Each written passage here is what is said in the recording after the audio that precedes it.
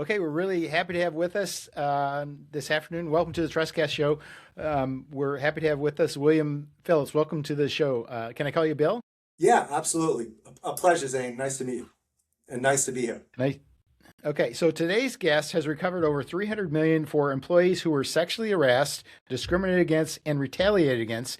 And Downtown Magazine called him the attorney who was fighting these battles before Me Too even existed. Bill, when someone is sitting in their car in the parking lot after what just happened at work, they're afraid, they're confused, not sure if what they experienced was even bad enough to call a lawyer. What do you tell them?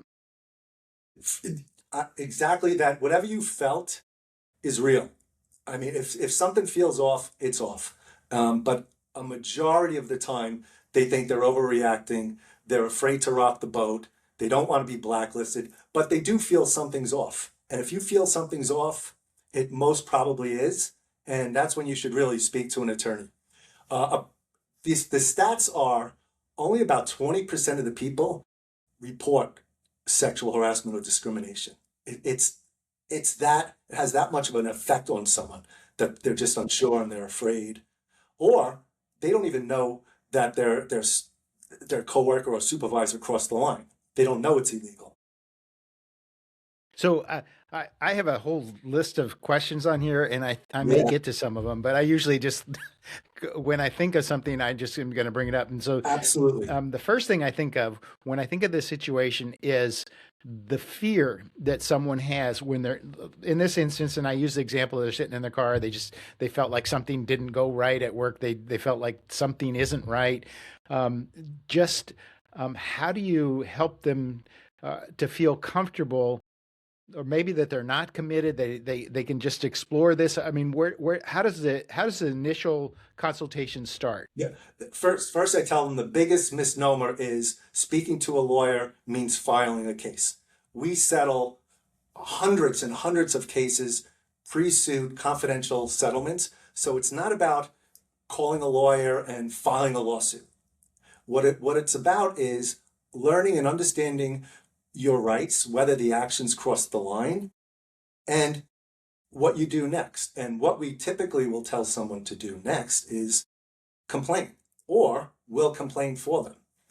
But it's important that when you do make a complaint, you actually make it in a way that protects you from retaliation.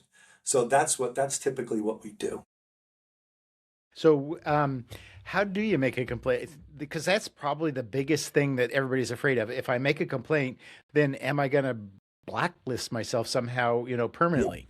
Yeah, it's very, very scary for anyone going through that. I mean, it's your livelihood. People are terrified. It's your livelihood. It's your future career too. Can I get a what do you call it? Can I get a referral, like put them on my resume if I even complained? But what we do is we can complain for you, or we'll just tell you how to complain. But you really need to know, if you are going to complain, that HR is not on your side. That's one of the biggest misnomers. HR is there to protect the company. As soon as you complain, they're going to their lawyers. So I tell everyone, don't be afraid to go have your own lawyer.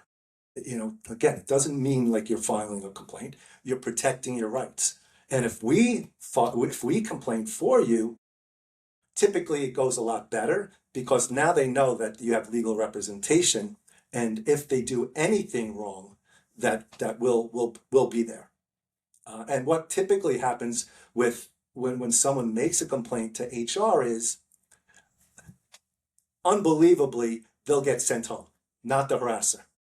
Mm-hmm. Especially if it's a supervisor. That sounds crazy. Yeah, we're going to investigate it. You go home. Or we're going to transfer you to another location, right? Not the harasser.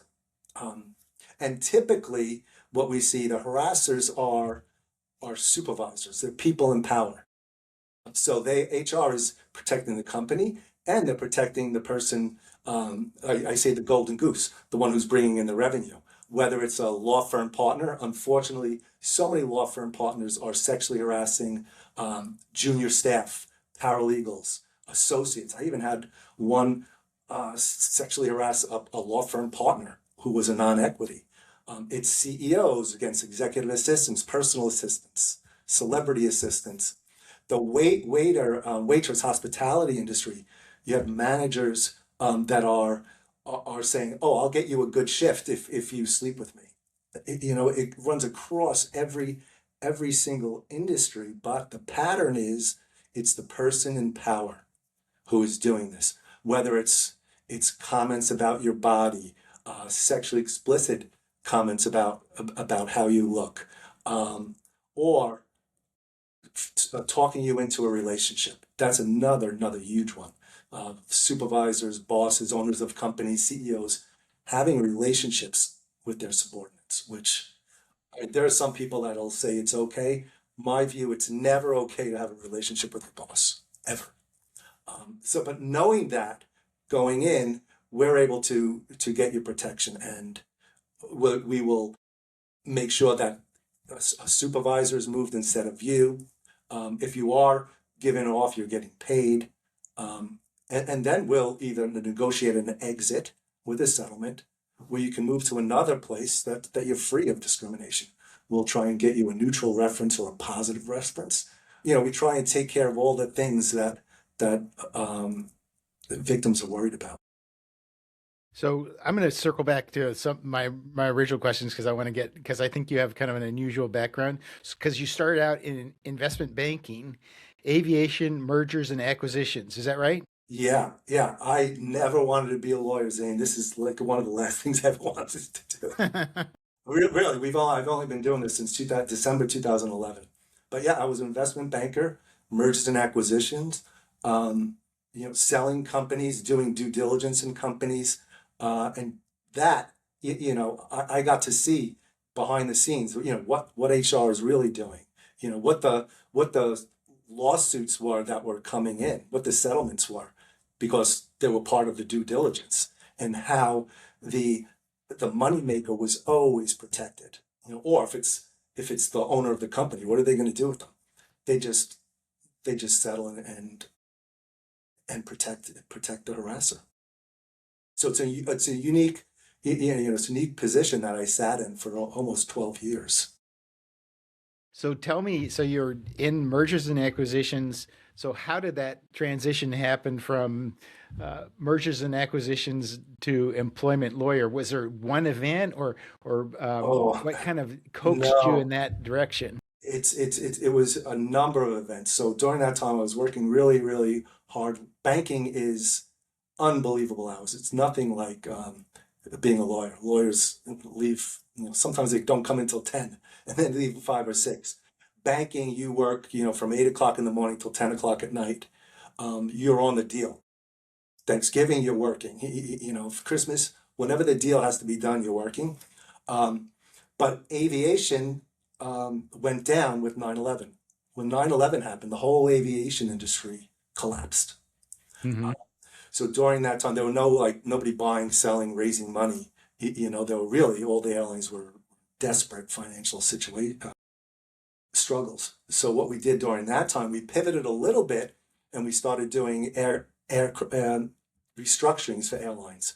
So that gave me a little bit of experience in negotiations, where we would negotiate all their assets, whether it's aircraft, 100 or 200 aircraft, all these hangar facilities, all the ground handling company contracts. We would actually have to negotiate them all to restructure the company and or file for bankruptcy. But I worked with Spirit Airlines, Midwest Express, Aloha Airlines.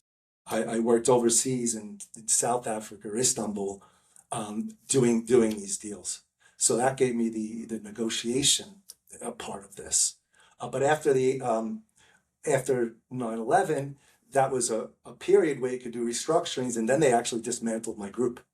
So I was left without a job. So I also know what it feels like to not have a job. Hmm. Literally had to start over again after 12 years. And I was always interested in real estate, architecture, design. So I decided to start buying houses and redoing them. So I did that from about, gosh, for about 4 or 5 years until like 2003 to 2008. I would buy a house, fix it. Then I got so big where I was buying I'd buy houses for 1.5 million, tearing them down, selling for 3, 4 million. So I did that, and it was really great. I literally didn't think like I was working. It was amazing. But what happens in 2008, right? I mean, Yeah, now here I am it went. again. I've got a house that's supposed to be worth 4 million. I'm carrying, and it's not selling. And it wasn't selling at all. And I waited about a year and a half, and I'm looking at other things I can do. I had never practiced law, even though I had my license. I went right into banking, um, but I couldn't So go you back. went through law school and did you pass the bar and everything or? Yeah, very, very interesting. I went to law school in Miami, not New York. And after during law school, I started modeling. So I modeled during law school, and then go back for the summers, do the shows. When I graduated, I moved to Milan, and I actually modeled for like 3 years.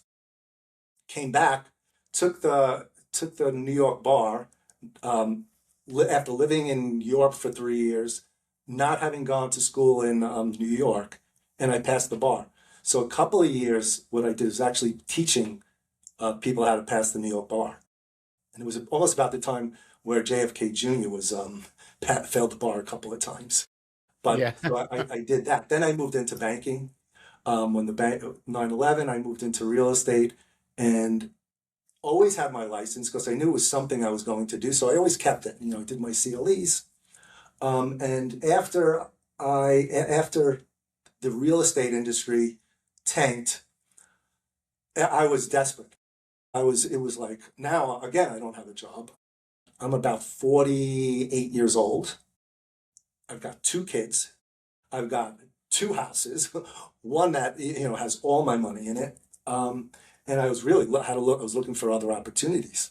My father was a criminal lawyer. Another friend of mine was a personal injury lawyer, and then another friend was a discrimination lawyer. And I saw that, and I said, "This is a really, really interesting area of law."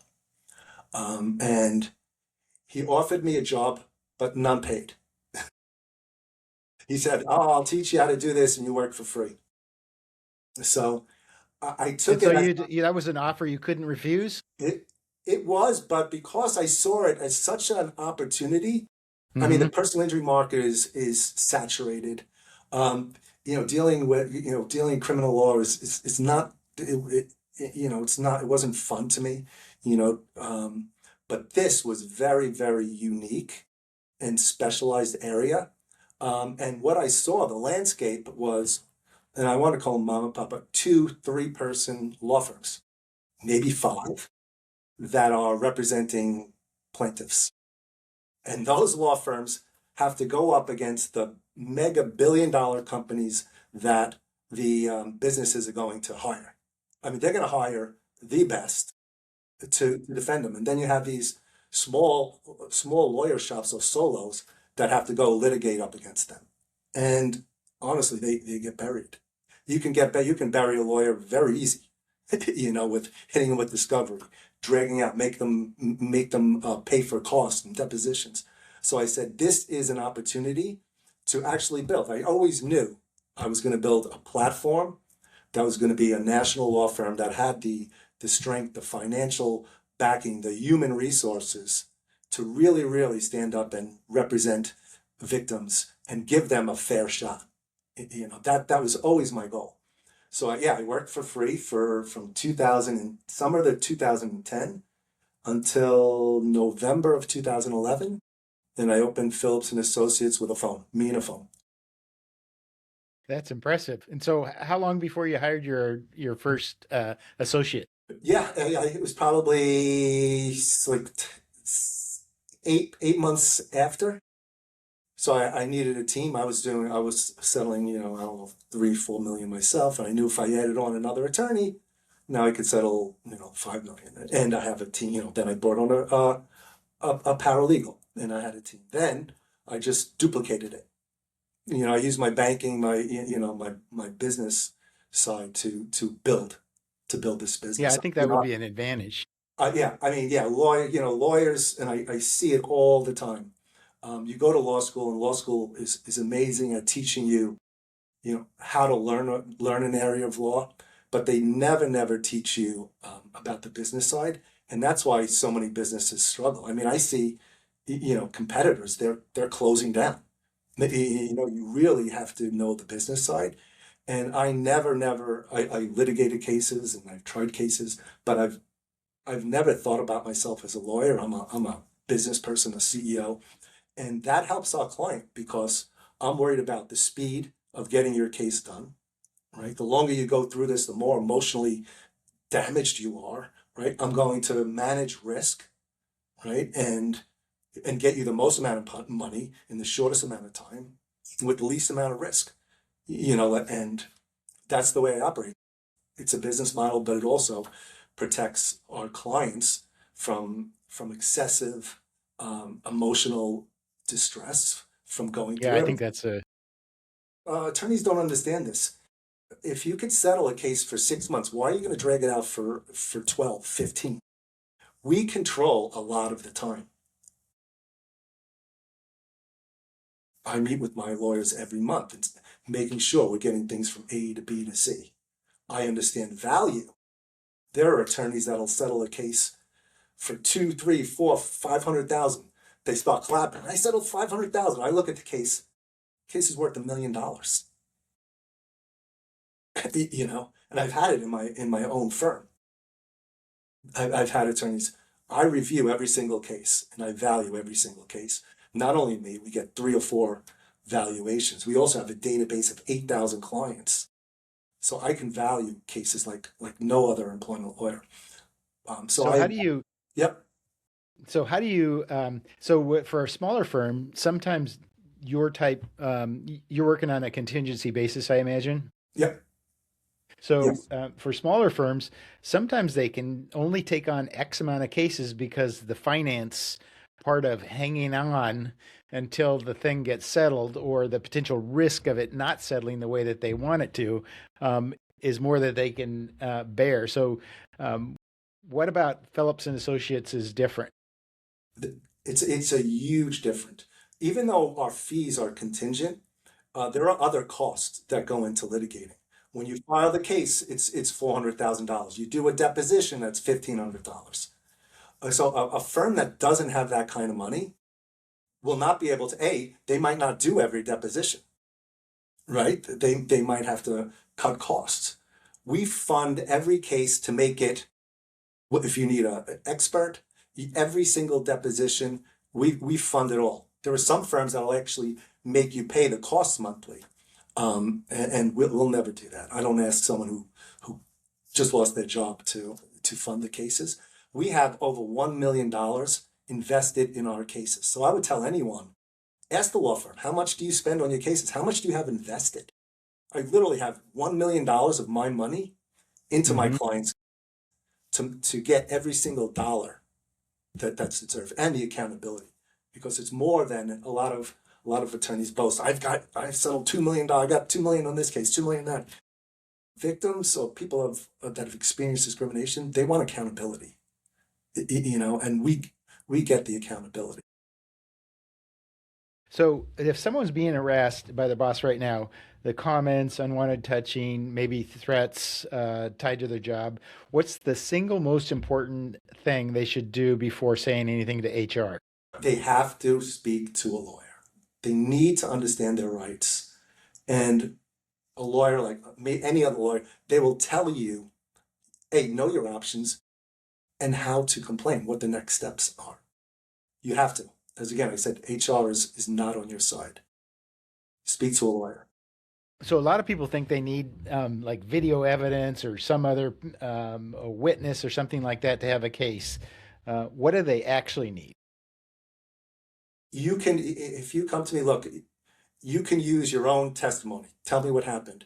I like to tell clients, if someone's going through this right now, start to document it.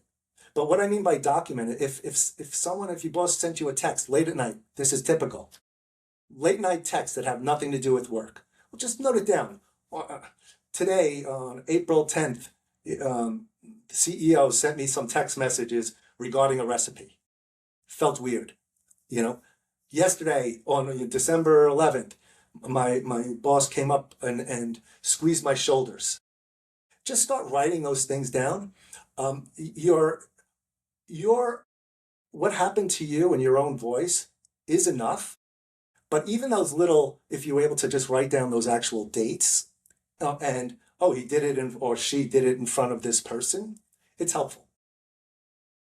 So, how does somebody know if what they're experiencing is actually illegal versus just a terrible boss who's making their life miserable?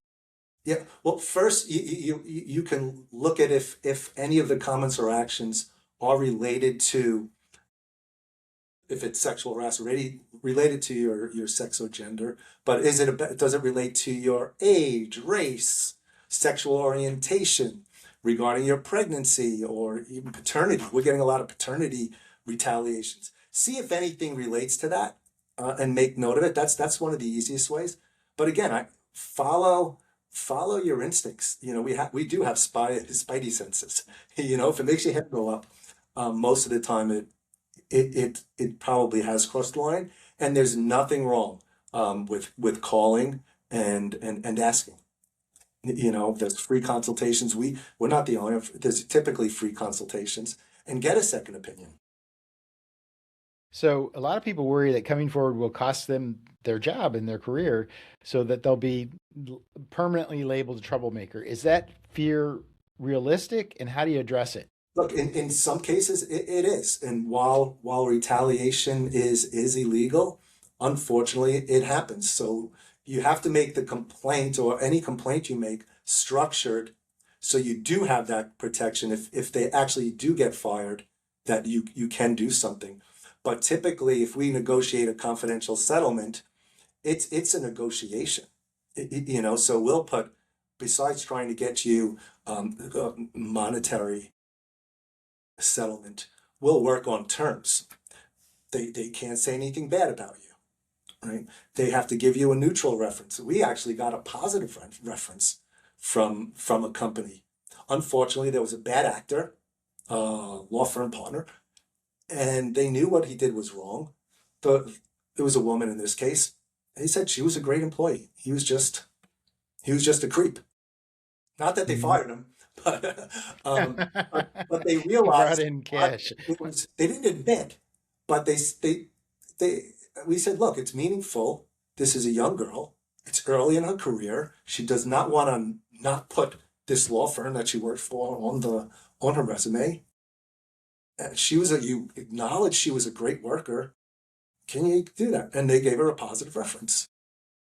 So we put those checks and balances in place. That you can't, they can't say anything bad about you, and we get you a neutral or a positive reference.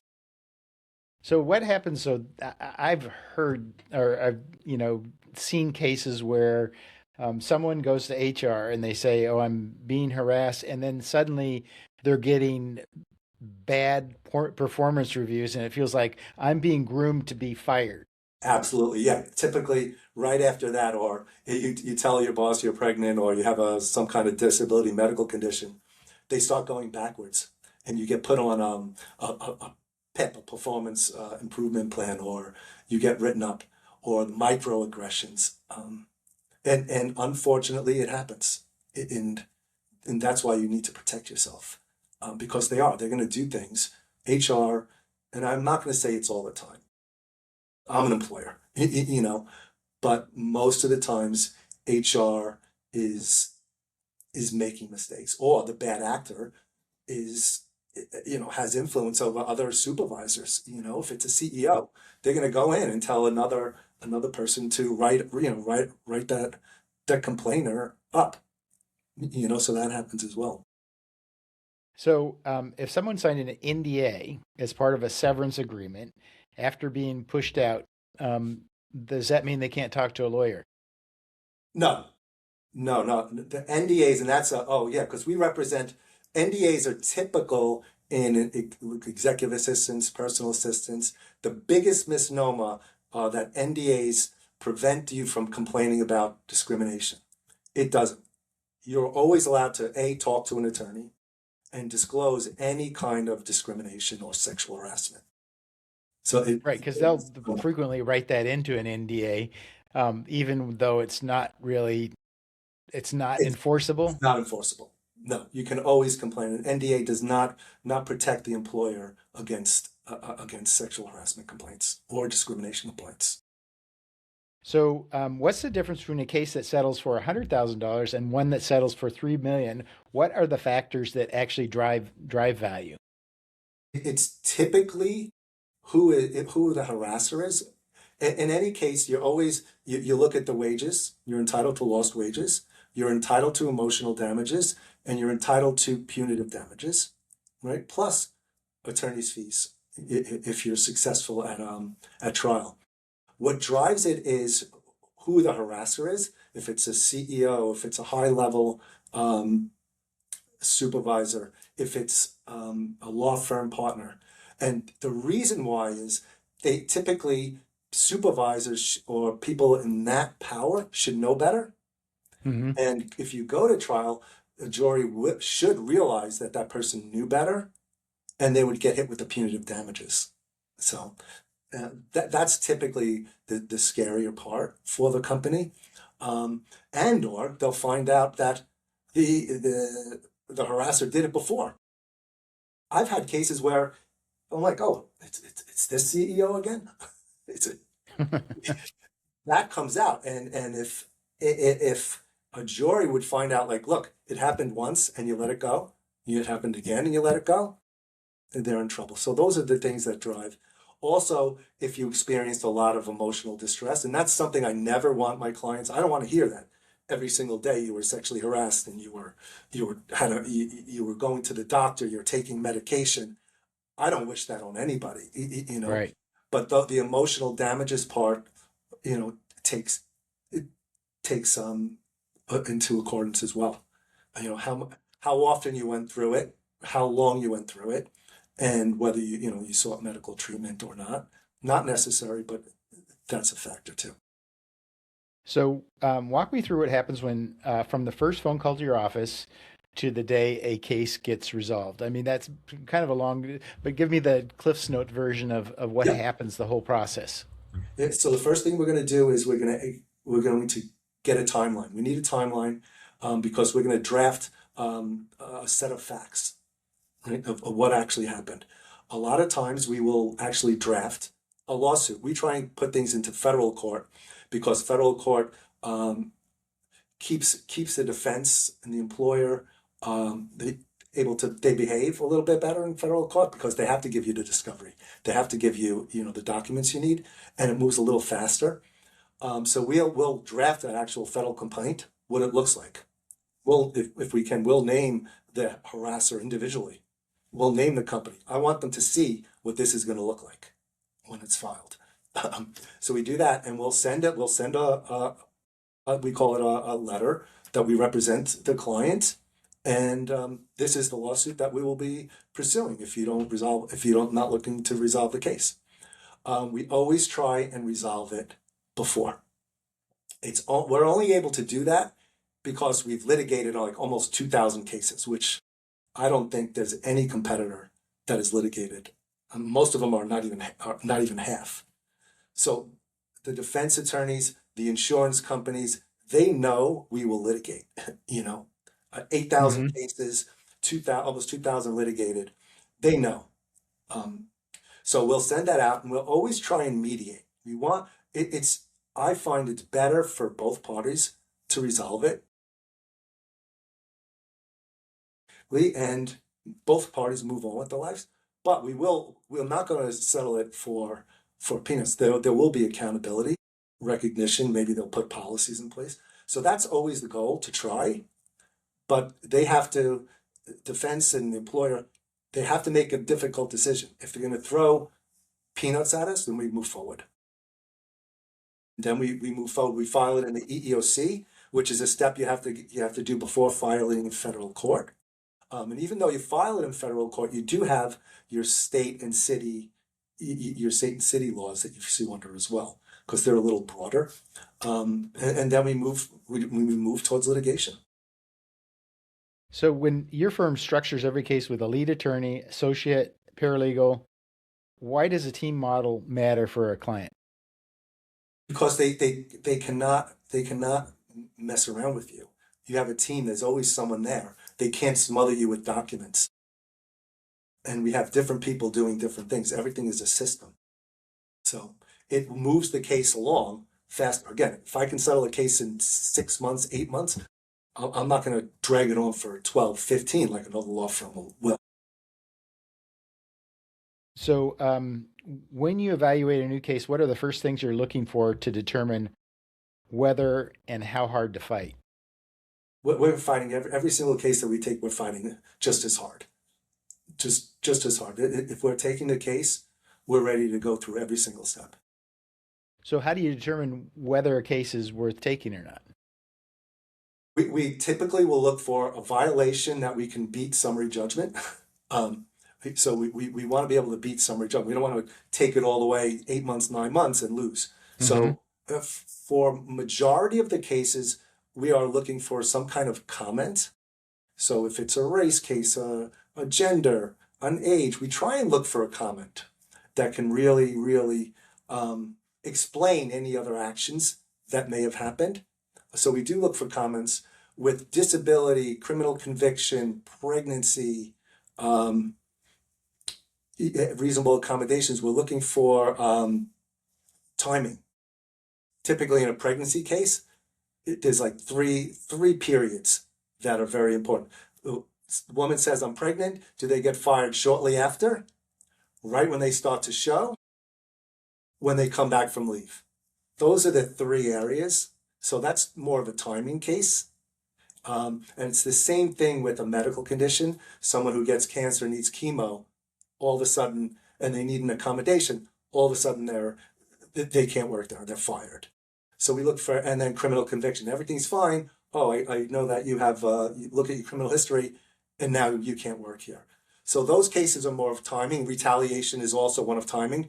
You complain that you're being sexually harassed or discrimination, or you refuse advances, and then you're pushed out. So that's typically, So when, I'm sorry, I didn't mean to interrupt you. that's typically the way we evaluate it. So what does the employer's legal team typically do in the early stages to kind of thwart what you're trying to do, and then what do you do to counter their actions? Yeah. The first thing, they're always going to say it didn't happen.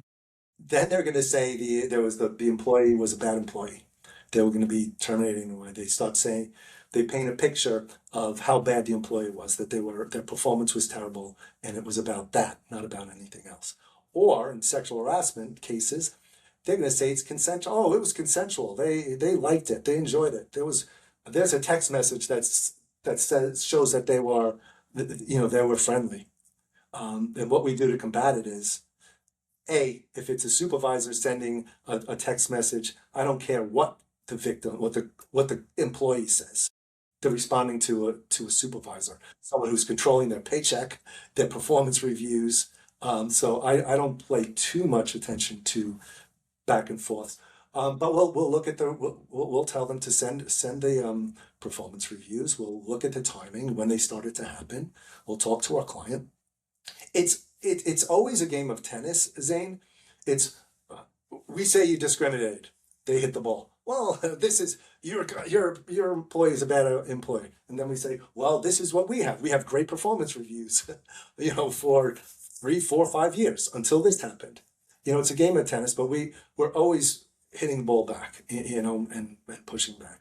Look, sometimes it's unfortunate. We'll find something that there was a performance review, and then we have to evaluate, well, was anybody else have the same performance reviews, but they weren't terminated? That they terminated just the person who had a bad performance review that was pregnant or had a medical condition. So yeah, what if you have somebody, and this just occurs to me as we're talking here, you have somebody who has a maybe some marginal performance reviews, maybe not enough to get fired, but they're being sexually harassed the whole time. So maybe they're not an ideal employee, but maybe the reason why they're not an ideal employee is because they're totally demotivated. They hate to go to work every day. Is how do you argue that kind of case? It seems more subtle. He couldn't. I will argue that vehemently. You are entitled to a workplace free of sexual harassment. I really will look at the actions of the supervisor or coworker, and not focus on the bad job. I don't care if you were the worst employee. You don't deserve to be sexually harassed or be asked out on dates. You don't. And we also have a lot of employees that will go along with it. Send me a picture. They might. Again, how could you say no? If a boss is saying, send me a picture, you might go out on a date. You might kiss them. It doesn't make it consensual. If it's your boss too. And again, I am totally pro plaintiff, pro employee on this. There's no place for a supervisor to be dating, hitting on a subordinate. None. And it happens all the time. It even happens Tell me outside the about office. That's all the time. Office parties. That's the office parties, holiday parties, conferences, where the supervisor starts hitting on the executive assistant, the colleague. And sometimes the employee thinks they have to give in, or even small banter back and forth. I'll hear, "Oh, look at the text message that she sent or he sent. It's consensual. That's called go along, come along." You're almost like you said, you're just doing it to survive. hmm So tell me about a particular case maybe that you've had in the last year that kind of stuck with you more than any other. I mean, without disclosing names or anything, but the situation, because a lot of people like to hear about, an individual story that was impactful. Yeah. So this is one where, and again, I'm going back to the consensual relationships, and this is typical. My view is there's no consensual relationship. So this was a high level person in the company who had, let's call it, a consensual relationship. All right, there was a relationship. It went on and on. The guy was married, and they broke up. Okay, so even if you want to say it's consensual, guess what happened when they broke up? That supervisor did not want to walk into the office every single day and look at the person he had a consensual relationship with. So guess what happened? Hey, I don't think I don't think you can work here anymore. I'll get you another job somewhere else. Right? Retaliation. And this person, and again, just so you know, it could happen man, woman, man, female, female. This happened to be a woman. And she was devastated because she had spent years working and trying to advance. And consensual, she'll say, yeah, I was flattered, but why should I have to move now just because of that? So she was really, really, she was devastated. And we were able to help her significantly and get her out and get her out with accountability. There was a significant payout. Hopefully enough that they won't do it again or the company will realize. And we got her out. She got another job. And I always say, it's to me, it's not about a settlement. I tell as soon as they sign up, I say, we can handle the case. I don't want them to ever worry about this case. I want them to go. The first day they say, I say, look, we've got this. This is all we do. I need you to go get another job. It's very important for employees that are going through this, especially if they were fired, to get back in the workforce as soon as possible, to know that it's not every company that's like this, and we handle the lawsuit. So I love when my employees get another job, and to me that's the most important thing. And we handle this, and then we try and get them some kind of accountability and some kind of package that is never going to take away what they went through, but it's some kind of accountability. Right. So you've had a lot of multiple settlements in the $3 to $5 million range for sexual harassment. What do those cases look like, and what made them significant? Again, it's typically on who's doing it, and 9 out of 10 times, it's happening in a law firm with a senior lawyer. It's happening in a business with a CEO or other C-suite. It could be someone who's a Hollywood movie star, or it's typically who the person is that is typically driving those settlements. Again, because they know that they could have a problem with punitive damages. And then other times it's just horrific, like sexual assaults or rapes that are going on as well, yeah. So you've handled, or what's been your largest result, and what was the story behind it? Our largest was a $5 million case, very similar, with high supervisor and a subordinate. I don't want to go too much into it. Okay, all right. That's So I think a very high level right. scenarios I've been speaking about all this time.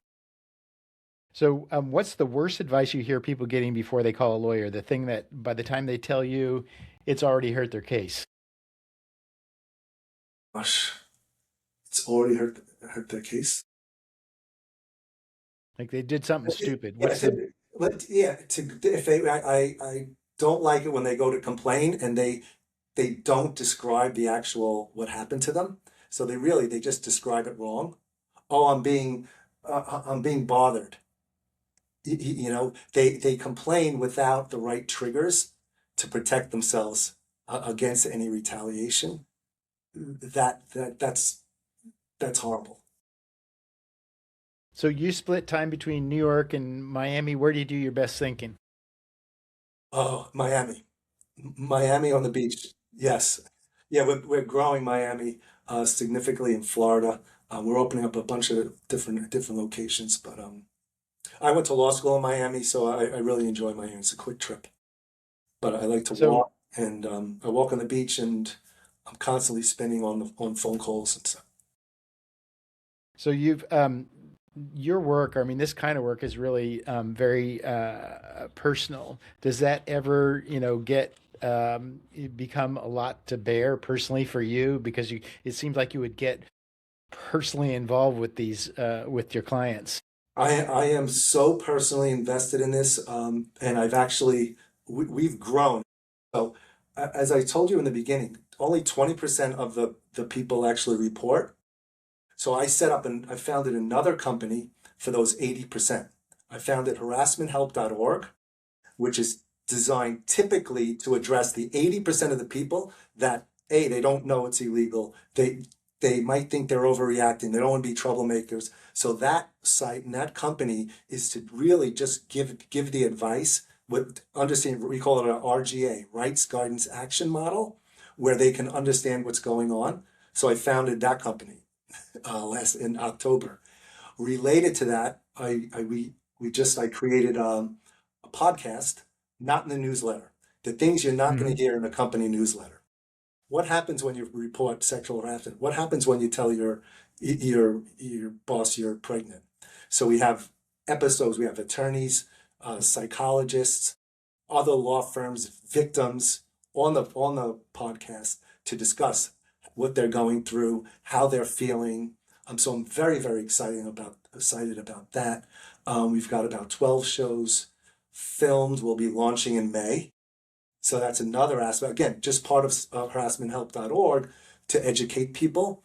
And the other side that I saw that needs to be addressed is employment lawyers need to understand the business side and the laws.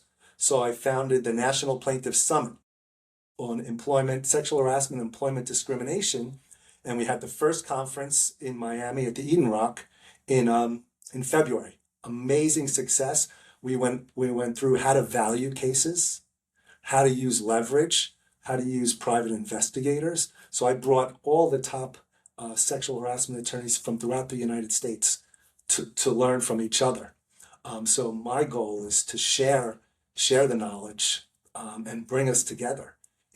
Share experts, share valuations. Again, I don't want to settle a case for $1 million if it's worth $2 or $3 million. So I want that to have that community. So we'll have it every single year. And we're actually teaching other employment lawyers the law. We have CLEs, we're starting webinars. So I'm really, really excited about it. But that's what's happening. So I don't stop. I don't think I've ever been busier in my life with all these different projects. I wrote a book, again, as I said, for holiday parties. People think that if you're at a holiday party, that it's okay. So I wrote the Holiday Party Survival Guide. I have a book coming out on executive assistants, who are on the front line, right? So all these kind of things to really, really educate the public, that 80%. So so if somebody is been sitting on top of the situation and not knowing what to do, how do they reach out to you, and what locations could you help them if they called you from where could you help them? We're in New York, Long Island, Pennsylvania, Princeton, New Jersey, Miami, Florida, and we're just opening up in Georgia right now. But we also have co-counsel and partners. So always call if we can help you. We have co-counsel that can help too, whether it's California, all over North Carolina, South Carolina, Virginia, DC.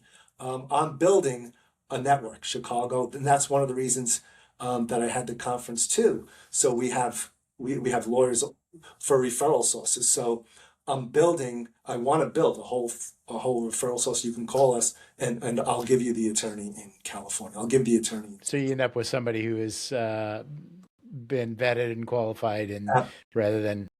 Absolutely, yes, a trusted partner. So give us a call, Phillips Associates, and we'll see what we can help you. And look, a lot of times we'll take a case that isn't even a case. We had a case where someone had a medical condition. They needed the accommodation.